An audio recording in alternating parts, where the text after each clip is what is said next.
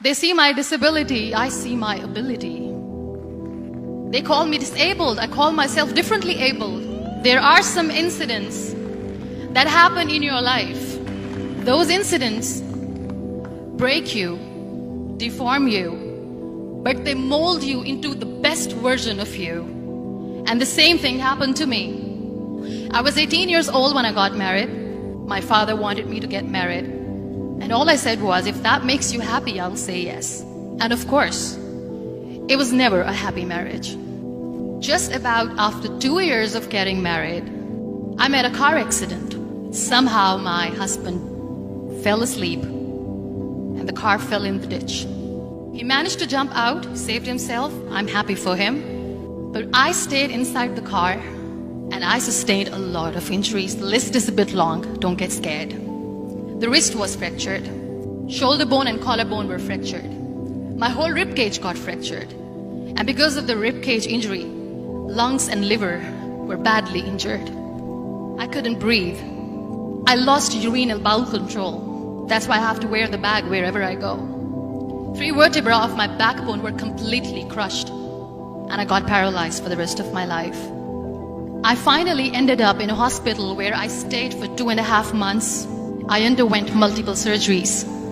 One day, doctor came to me and he said, well, I heard that you wanted to be an artist, but you ended up being a housewife. I have a bad news for you.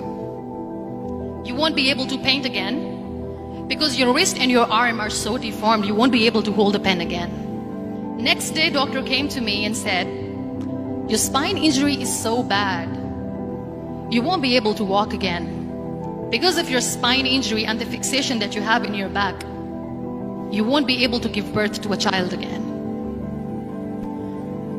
That day, I was devastated.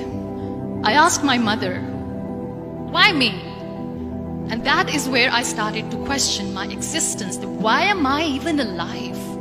And that is where I realized that the words have the power to heal the soul. My mother said to me, this too shall pass. God has a greater plan for you. I don't know what it is, but He surely has. And in all that distress and grief, somehow or the other, those words were so magical that they kept me going.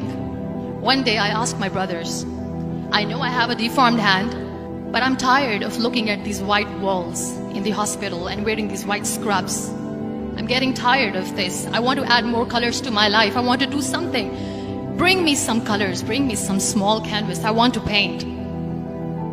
So the very first painting I made was on my deathbed, where I painted for the very first time. It was not just an art piece or just my passion. It was my therapy. And then I was discharged and I went back home. And I went back home and I realized that I have developed a lot of pressure ulcers on my back and on my hip bone. I was unable to sit. There were a lot of infections in my body, a lot of allergies. So doctors wanted me to lie down on the bed straight for not 6 months, for not 1 year, for 2 years.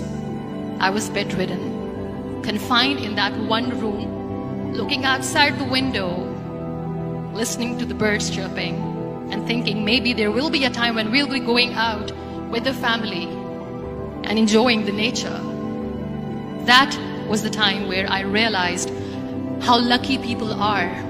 That is the time where I realized that the day I'm going to sit, I'm going to share this pain with everyone to make them realize how blessed they are, and they don't even consider them lucky. That day I decided that I'm going to fight my fears. We all have fears. Fear of unknown, fear of losing people, fear of losing health, money. We want to excel in career, we want to become famous, we want to get money. We are scared all the time. So I wrote down one by one all those fears. And I decided that I'm going to overcome these fears one at a time. You know what was my biggest fear? Divorce. I was trying to cling on to this person who didn't want me anymore, but I said no. I have to make it work. But the day I decided that this is nothing but my fear, I liberated myself by setting him free.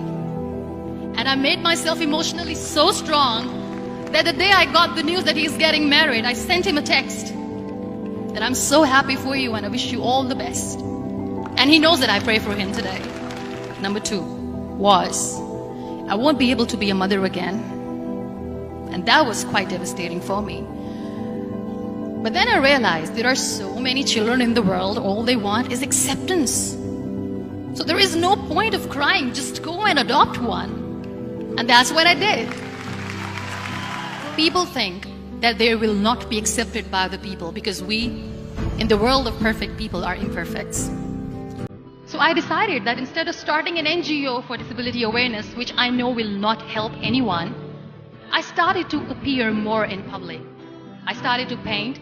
I decided that I'm going to join the national TV of Pakistan as an anchor person. And I've been doing a lot of shows for the last 3 years. I became the National Goodwill Ambassador for UN Women Pakistan, and now I speak for the rights of women, children. We talk about inclusion, diversity, gender equality, which is a must. Every time I go in public, I always smile. It's always a big toothy smile on my face, and people ask me, don't you get tired of smiling all the time? What's the secret? I always say one thing, that I have stopped worrying about the things that I have lost, the people that I have lost. Things and people who were meant to be with me are with me. And sometimes, somebody's absence makes you a better person. Cherish their absence. It's always a blessing in disguise. Live your life fully. Accept yourself the way you are. Be kind to yourself. Be kind to yourself. I'll repeat, be kind to yourself, and only then you can be kind to others. Love yourself and spread that love. Life will be hard. There will be turmoil. There will be trials, but that will only make you stronger. So when you accept yourself the way you are, the world recognizes you. It all starts from within.